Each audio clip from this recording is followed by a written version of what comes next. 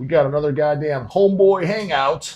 And today we got Matt Sorg from a shitload of bands over the goddamn years. Blood of Christ, From the Depths, Shed the Skin, Ringworm, Dead of Night. Yeah, which I loved that demo. Decrepit.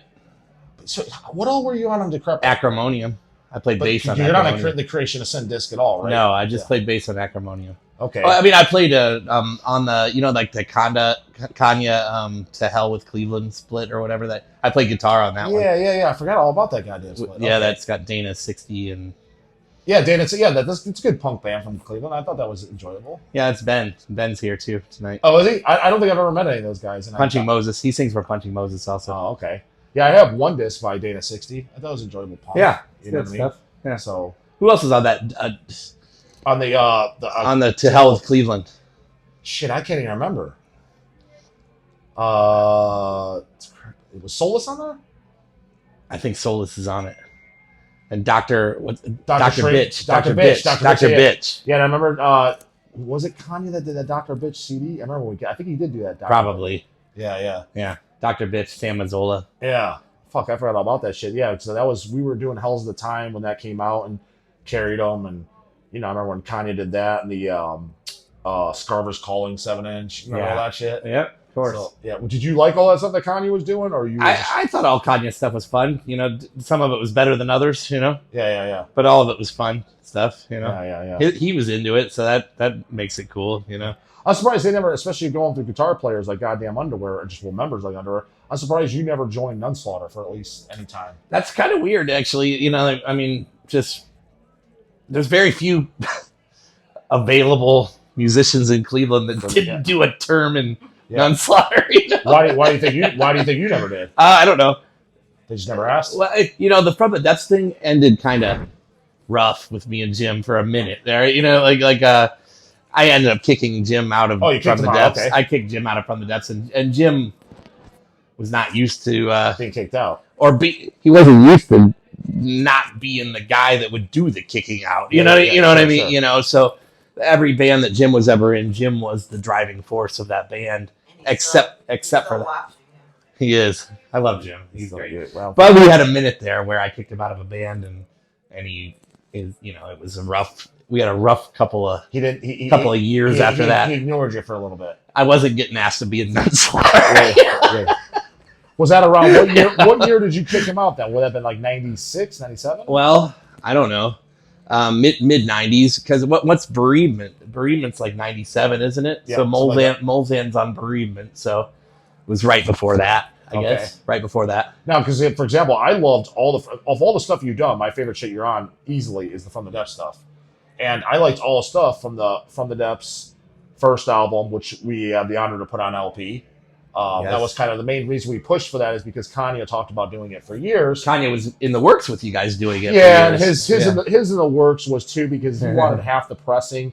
He's like, yeah, so get the account going. He's like, here's my $80, and it's like, right. The fuck, man, this isn't a bank account. Like, we're not doing accounting for you too. I mean, Jesus. But when he died, I was like, I got a hold of you guys, and I'm like, we got to get this thing that's out. what we like. Wanted this out. Yeah, we kind of did it as a pay homage and memory to him, because we wanted it out for ourselves too. Yeah, and we're like, let's just get it out. And not to mention, I thought that was very nostalgic, awesome music that most people in the underground, they don't even know about it. Outside it's real. I get messages from people in like weird, like Chile and shit or whatever, like weird messages every now and then. But yeah, it's pretty underground, pretty far deep in the underground. Yeah, and the thing is especially with that record, it's very unique. Like, I don't think anything sounds like that to date. No, Jim's vocals were so crazy. And, Now, did he do all the vocals on that? Because he's the madness. My brother sang a few clean vocals. Who's your brother? My brother's Mike Sorg. I know him.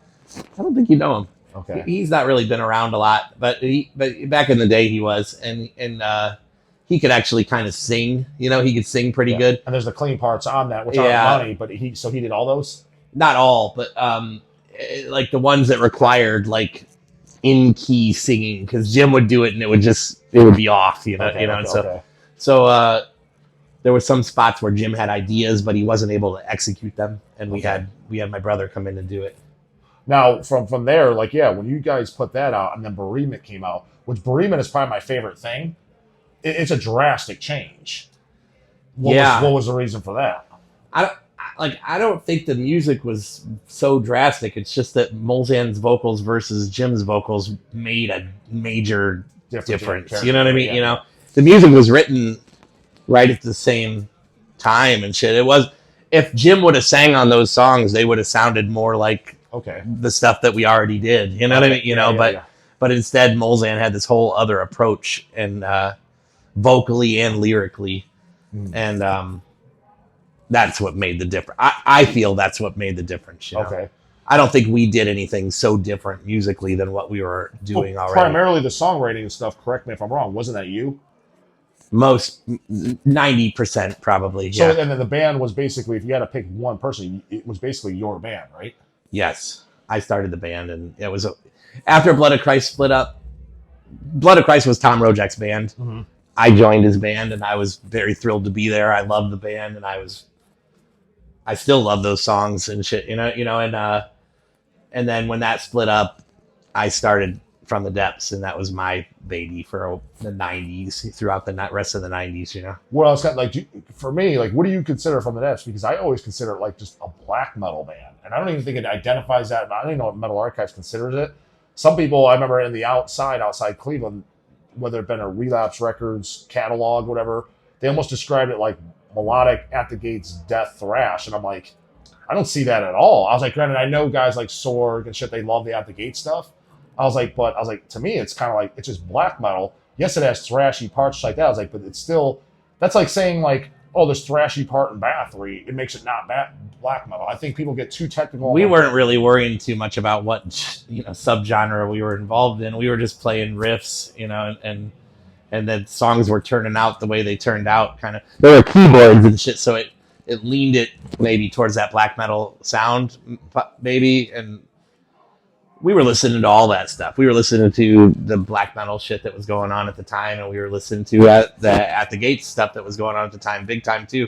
And I was always really heavily into the Stockholm Dismember and Entomb. See, that's another reason why I was kind of surprised by hearing that. Because as a kid growing up, I didn't know who the main writer was. And when I finally found out it was mainly you, I was kind of surprised by that, because I've always pictured you as more of a 90s death metal guy, but specifically Sweden and even Finnish. I never pictured you as much into black metal at all.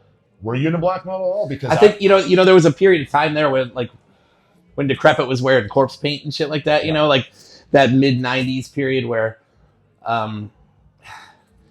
it seemed like a lot of the death metal stuff started to sound the same and started to get kind of a little bit tired and lame, and this black metal thing was coming up, and it was something, you're hungry for new music, and there was this going on. And I think we all checked it out and were into it for a brief period of time, at least, and the melodic thing was going on in Gothenburg and all that shit, you know what I mean? So it was a little bit of all of that, Did you is there any actual black metal bands that you do like to date?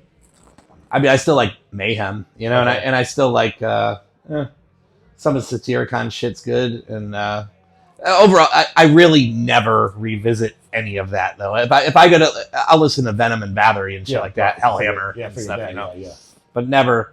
I don't spend any time driving around in my car listening to 90s black metal. So Emperor, nothing like that. Immortal, you don't. No. Maybe Marduk on occasion. What would you prefer by Marduk? I like the Mighty Ducks. Yeah, the Mighty Ducks. That's what Big D calls them, the Mighty Ducks. She's like, they quack me up. I like Dark Endless and Fuck Me Jesus and all that early kind of death metal-y Marduk stuff. Pretty Legion singing. I like that too. I like Legion as well. Panzer Division Marduk. I saw him with Legion at the Foundry or whatever. Whatever it was called, Blind Lemon. That's or whatever. It was Marduk opened up for Deicide. Yeah, it was good. They were great. I thought it was awesome. They played a Sam Hain song. That was fucking awesome. That's on the they recorded the album too. For the Sam Hain cover. Yeah, that was I like all that. Panzer Division was a brutal fucking That's record. My favorite black metal record of all time. It's good. It's fucking so blasting and awesome. I like that shit. Oh, okay. See, I didn't picture you liking that stuff at all. But again, like I said, I drive around listening to Michael Schenker Group and UFO and shit. I don't listen to that anymore. I don't know the last time I put on a Marduk album. That's what I was you saying. know what I mean? Like You know, 10 years or more? probably. Yeah, Okay, probably. Yeah. Yeah. Okay. Yeah. And if I have, it's Dark Endless, probably. Yeah. You know, if I did. You know. Okay. Oh, okay. So then from there, yeah, you did. You said you joined Decrepit for a little bit. I was in Decrepit, during the Acrimonium sessions and kind of on and off forever after that. Every time that we've done a Kanye Fest or anything like that, I've jumped back in and all, you know. So yeah, but yeah, when Blood of Christ split up and I started From the Depths, Tom joined Decrepit, and Dwayne joined Incantation right away almost. You know, just for that one tour though. Yeah, right? But he was gone. Yeah. And they needed somebody to come in and play the bass. Yeah. And I had never played bass before, but Tom had a bass and a bass amp, and he's like, "Would you come and play bass?" And I always like jamming with Tom. Yeah. Even though Blood of Christ had split up and whatever, I was still like, "Hey, it's a reason to go jam with Tom again." You know what I mean? Yeah. So I went and played bass, which was not my forte at all. You know, I'm a guitar player, but I did it and played on the record, and it was fun. You know what I mean? I liked those songs, and I liked all those shows that we did. You know, we played with Immolation and all kinds of stuff back in the 90s, doing those Decrepit shows. You know? Yeah. Now, Tom Rojak, he died in 96, right? He died in 97. Okay. I never met that guy, so what was he primarily like into? Was he more of a thrash guy? I heard he loved Kiss. Yeah, he's big. Was he more of a death metal guy? Like, what was he? Because, I mean, I just knew him basically, obviously, in Blood of Christ. He had phases. There were phases of Tom Rojak. You know, like, when I first met Tom, he was doing Civil Disobedience, which was a crossover band with Ed Stevens on bass. You know, did they record anything? Yeah, there's demos. Oh, yeah. I don't know. I don't even know. Yeah, it's good. It's actually really awesome shit. Civil Disobedience, look it up. And then that kind of morphed. Joe Twardzik, who's in Vadiat with Sekula, and me and Ed now, I guess, even though we have not done a single, we did the record and no shows or anything, but Brian had his foot problems or whatever, and to kind of put a halt to that band's any kind of thing that band could do. But yeah, we made that record, me and Ed and Brian and Joe Twardzik. Joe Twardzik was the drummer of Civil Disobedience, crossover band with Rojak and Ed Stevens, and so they made some demos. That split. Tom got really interested in death metal around that time, late 80s, I think, and wanted to go that direction. Okay. And so him and Joe that kind of band split up and became Blood of Christ. Okay. And then that lasted for a few years, and then we split up. I joined Blood of Christ eventually, you know, after a year or so of them being a band. After the first demo, I joined. Okay. Put out the Surviving Decay 7-inch, and and that next demo, the one with Visions of Decay and all that shit on it. And then Tom joined Decrepit. When Blood of Christ split up, Tom joined Decrepit. Because Decrepit was formed by what, Gino? I mean, that would be a better question for those guys to answer, because I was there during the early days of Decrepit, not as a band member, but I was there Dora, when Dora came to... So when I first met Dora is because he wanted to borrow Rob from Blood of Christ drum set to do the Hymns of Grief and Pain demo. Mm-hmm. And he came to our rehearsal spot after we got done we were jamming on a Friday night, I think, and on the weekend they were going to record Hymns of Grief and Pain. He came there, his drum set was shit. You know, he had a cheap ass drum set, and Rob had a better Tama drum set. And so he came to our rehearsal spot, him and Gino came and jammed some Decrepit tunes on our gear to test out the drums or whatever. Yeah. And then I drove the drums out in a fucking blizzard to Medina, middle of Medina somewhere. Medina. Yeah, the studio was out there. Okay. A big unheated, big open room. Okay. That had kerosene heaters blasting and shit. But went out there, and Dwayne and Gene and Rob and Chris were recording the Hymns of Grief and Pain demo, and I carried the drums out there for them in my car in a blizzard. Yeah. So I mean, I was there in the early days of Decrepit just there to help out. Did you instantly like when that demo came out? Did you like Decrepit as a fan, or? Yeah, I mean, even when I was in the studio watching them lay down the tracks, I was installing Rob, our drummer, and I were installing a cassette deck in my Honda Civic out in the cold. It's like, and we were going in there to warm up every now and then with kerosene heaters and shit. Sure. So we would watch them do a couple songs and then go back out and wire some more, wire the shitty cassette deck in my Honda Civic. You know? Yeah. Damn. So when Tom died, was that like, obviously Decrepit pretty much stopped? I think they recorded like one song or cover or something like that after that, but they pretty much were done. I mean, we did that. Well, we did that Hell to Hell and Back thing we were talking about earlier, or whatever. There was a few straggler things, but it seemed like that the band couldn't carry on with Tom. Was that because you guys felt you couldn't, or what was? Well, Gene was kind of the guy that wrote all that stuff. You know, all that early stuff, the Hymns of Grief and Pain and all that shit. That's what I mean. So it seems weird. Like Gino wrote all that stuff, but Gino was out. You know what I mean? Like, when I came in as on bass, because Dwayne was doing Incantation, I came in on bass, and Gino and Tom were playing guitar. But shortly thereafter, Gino quit. They got in some kind of altercation, and Gino quit. Dwayne came back on guitar, and we did that for a while. You know what I mean? So Gene was gone, and so without Gene, that was like their main songwriter, and Tom was writing some songs, but when Tom died, there was not Gene or Tom. Yeah. So there was no one to write the song. You know. Yeah. I could have wrote songs, but it wouldn't have sounded like Decrepit because it wasn't my shit. You know. Yeah. Well, where were you at? Do you remember when you heard when Tom died? Yeah. Dwayne called me. Dwayne called me and told me we knew Tom was having problems with drugs and all kinds of stuff. You know what I mean? So we it wasn't shocking news, but it was probably shocking news. You know, but it wasn't it wasn't 100% unexpected. You're like, I could see that happen. Yes, it wasn't like out of the blue, like, oh my god, but it was, but it still is though. You know what I mean? You know, right? It wasn't. Yeah, it was something that he was fucking with that killed him. But yeah, Dwayne called me and told me, and I was about to start a job that day at this chocolate factory. Okay. Yeah. What's it called? Yeah. No, down in Canton. It's in Canton. I don't remember what that place is called. I don't remember. I don't fucking know either. I worked there one night. I went there one night and I never went back. Me and my brother started a job that night, and Dwayne called and said that Tom had gone into a coma, fell down the steps, bled out, went into a coma. Was either gonna, he was in the hospital at the time, and then it was either gonna not make it or be a vegetable. Either it wasn't gonna be a good outcome, no matter what. So he just pulled the plug on him. Yeah, I think so. And so we went and worked our first night at this stupid job that we instantly hated anyway. But we went on like a foul attitude anyway because our friend just died. Went in and worked this job, and next day our friend that worked there that got us the job, he came over and he's like, came over to pick us up, and we're like, we're not going. We worked one night at the chocolate factory. Okay. So another thing too. So yeah, Dead of Night just did one demo. Yeah.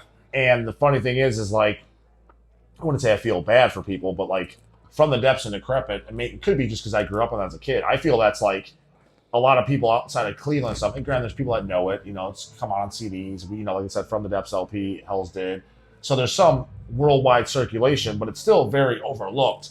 So I kind of feel like the metal community is very much missing out, not knowing that Decrepit and From the Depths stuff. But even more so than that Dead of Night demo, I think that's something that's just awesome black thrash. I like the Dead of Night demo. Yeah. That demo's great, and people they don't know nobody knows that outside of Cleveland. Literally nobody. So I mean, it'd be great. Yeah, we talked about it. Hell's doing something, putting it out, which we'd love to. I still want to see that happen. Yeah. But it's just funny, because I was like, nobody out there. I was like, it's just unfortunate. And stuff like that. That would be like the coolest thing to put out because nobody knows it. From the Depths is great, whatever. But that Dead of Night thing is just such a It's just lost. It's 4 songs. That's all there is, and it's cool. It rips. That's complete underground music. Yeah. It's funny when I look at stuff like the Dead of Night demo. I always think how many other states, towns, countries have bands like that are overly great. Obviously, everybody has theirs, and they're like, okay, this sucks or it's mediocre. but there's probably some gems out there that none of us know. Yeah. That came out wherever in Kentucky. You know, so Dead of Night, the story of that. Chris Dora. Yeah. Chris Dora's here. All you gotta do is videos. I'm Yeah, sorry. We're doing a video. And Dora's We're talking about Dead of Night right now. Chris Dora played drums in Dead of Night. It's his 50th birthday. Yep. There he is. Cheers, everybody. I'm sorry to interrupt. I didn't mean to. Get out of here, you piece of shit. We're in his CD collection room. We're fucking about his vinyl collection is downstairs, which is very impressive. So Dead of Night. So From the Depths had split up. Rob Molzan kind of just fell off. I got that. The band just slowly, one member at a time, fell apart until there was no band left to piece together anymore. Yeah. So Wayne Richards was playing bass in From the Depths at the tail end, and we had Dwayne. And so the three of us decided to get Dora on drums and start a new thing. And that became Dead of Night. But Dwayne was playing in Manslaughter. Dwayne, I don't know what Dwayne was. Dwayne was a Nunslaughter? Well, Dwayne was also a Nunslaughter, of course, but I don't think he was still in. I don't think he was in at the same time as Wayne. No, I think he was already out by then. He was at the same time as Bergeron. Yeah, so I don't think Wayne was in at this very time that I'm talking about. But so Wayne was in Nunslaughter. We got Randy from Blood of Christ on bass to do Dead of Night. Randy had some kind of hardcore band he was doing that I don't even know the name of, or I don't know it at all. But he was prioritizing rap over Dead of Night. Wayne had, Nunslaughter was the most serious thing. Wayne was prioritizing Nunslaughter. They were doing European tours and shit. Yeah, just Dead of Night didn't do shit. Yeah. 4 songs. Yeah. And we didn't even record those 4 songs yet. We were just about to do it. So, and Dora was playing in Ringworm, and Solus was started up by then, or maybe it was still called Bloodsick at the time. I'm not sure. Could have been, yeah. But so everybody in the band except for me had something they were prioritizing over that band. Yeah. And that band I wanted that band to be everybody's like, let's do this, and it just wasn't what I wanted it to be. And everybody had another band that was bigger and better. It was fine. I get it. You're already established, and we're not. And okay, so next thing you know, Dora asks me, Ringworm needs a guitar player. Matt DeVries quit Ringworm to join Chimera, and there was a guitar slot open. Dora was like, "Would you want to play in Ringworm?" I'm like, "Fuck yeah!" I mean, like everybody's already got better bands going on than what we're doing here. I might as well jump on board with you guys, And I liked Ringworm. I was a big fan. Right from the early, James was drawing the artwork for Blood of Christ way back when I was 20 years old, and shit. So I was a fan. I was a fan of the demo and on, so joining the band was a no-brainer. And they were about to sign to Victory Records and shit. I was like, why don't I do something too? Why am I putting all my effort into Dead of Night that no one cares about?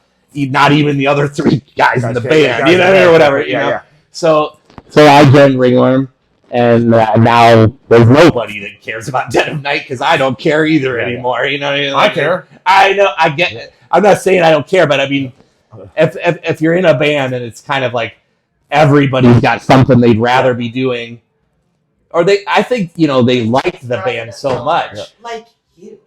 Yeah. They liked the band. They all liked the band, and maybe even liked it better than some of the shit they were prioritizing over the band. But you're gonna, if one band's getting European tours and one band's just starting out, you're gonna put your efforts into the band that's, what I mean? Because ironically enough, Ringworm is pretty much the most successful band you've been involved in.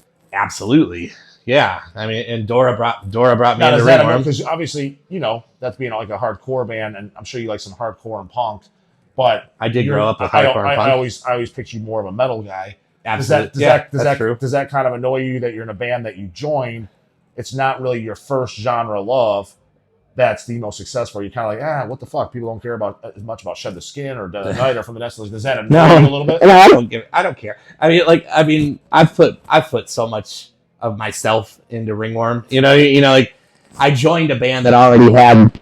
I joined on the second album, so there was a demo and an album and a couple of maybe 7-inch, a couple of little EPs, and that's all they had.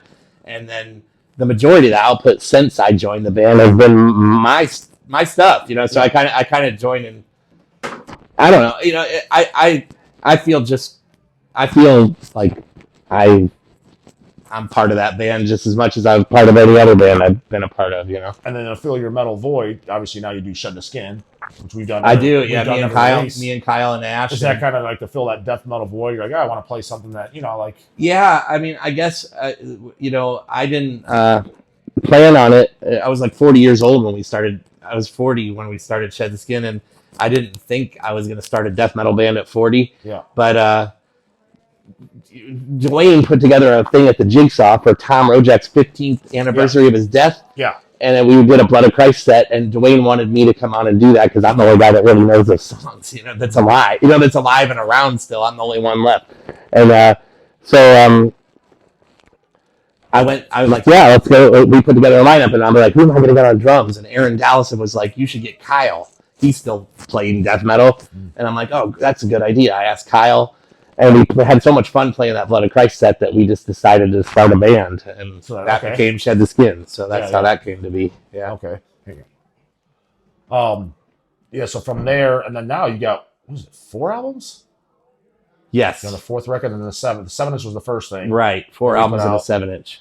And so, but you're still planning on doing other material with the band. I actually have a 5th record that's been written for more than a year that we just haven't had the time to get together and work on, you know. It's funny because actually most bands get worse with each album. I actually thought the band got, you know, progressively better. I think that Thermogenesis is the best record we made, you know, production wise and songs too. Yeah. You know? Because most bands they go backwards, you know, you like their first album or their demo or our first album, you know, the first Shed the Skin album, we were barely a band. You know, it was more of a project. Like we were jamming together, but I don't think we ever all played in the same room at the same time. And so each record we played shows for that first record, and then we started to, so by the 2nd record, 3rd record, and 4th record, we're becoming a band that's played some shows together and has a bond, you know, where in the beginning it's just 4 dudes that are like, oh, let's just fuck around, you know. The project, the path on. Yeah, so the first album comes to me when I hear it. I hear that we weren't really a band yet, but each record is progressively, we're like comfortable jamming with each other the further we go, you know. That makes sense, yeah. Yeah. Was there anything I've forgotten you want to add? About the time frame? Like, is there anything you want to promote or say, or like that? Forget anything that you wanted to get in there? I didn't know what we were talking about. He's 10 Modelos in, so he doesn't remember. Maybe 4. Yeah. Those Modelos, those are hard. Yeah, I have a couple, maybe like 4 shots of whiskey. Oh, well, what that? So that is 10 4 Modelos. shots of whiskey. Yeah, 4 shots of whiskey. 4 Modelos, 4 shots of whiskey. That's 12 in. Yeah, so maybe. Matt's of yeah. So what else you got coming up? Ringworm has some dates with Incantation in May. Where at? What are you doing the Incantation dates? We're playing a class. We're playing. Oh, that's the thing coming up on We're Sunday. playing a no class. Yeah, I'll be there. We'll be there. I didn't realize Ringworm's playing. That's on my birthday, May 19th. You know, it's funny. Yeah. I didn't even know about the goddamn show until this Vincent Crowley. May 19th. Yeah, May 19th. But whatever. I found out. It is a Sunday. I was right. Yeah, it is because I saw the flyer on the wall at class at this Vincent Crowley show. Yeah. I was like, Incantation's playing there. I was like, obviously I'll be here. Yeah, we're doing because Incan has some shows. Incan's doing some shows around the Milwaukee Metal Fest thing that they're doing. Yeah. We're not on Milwaukee, but didn't get invited, huh? No, it's unfortunate. Jamie didn't invite us. I'll talk to him about that. Yeah, yeah. So we're doing the shows that Incan is doing around the fest that we were not invited to play. Okay. Well, they have it, so you can goddamn see them there and fucking check out the Shed the Skin stuff. Most of it, some of it's sold out on Hells, but we have some of it in case you happen to give a fuck. And then we're supposed to be doing, it's been in the works, semi laid out, the From the Depths, Bereavement, and eventually Elysium on vinyl. And then I want to do the Dead of Night demo we're talking about on vinyl. I really want to see the Dead of Night. So that all you guys that missed out, which I know you Dead of Night would be great to get out eventually. But didn't the good thing about that, at least, if people didn't, there's a compilation CD that did Dwayne self-release that? Dwayne did put a CD out, but I'd like to see a deluxe vinyl version of that come out at some point. I don't think that's out of the question. Yeah, that would be super cool. See, the blood. I feel like Tom really didn't get much glory. He died before he got even to go to Europe or do anything. You know, I would like to see at least. Like I said, I'd like to see that. He died right before I started because I started going to shows in '98.